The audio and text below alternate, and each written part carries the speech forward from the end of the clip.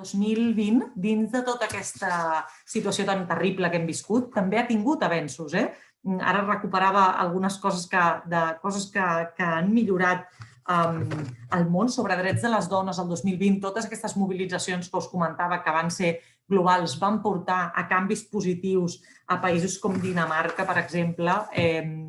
sobre temes de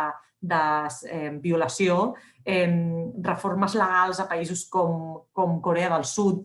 sobre també drets de les dones i temes de delictes sexuals, persecució de delictes sexuals digitals, despenalització de l'avortament a països com Argentina,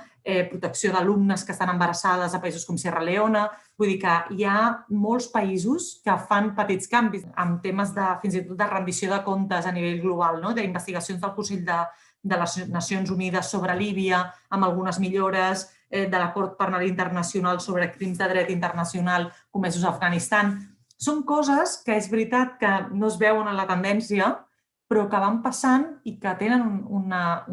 efecte molt positiu i per la situació concreta que suposa aquest canvi.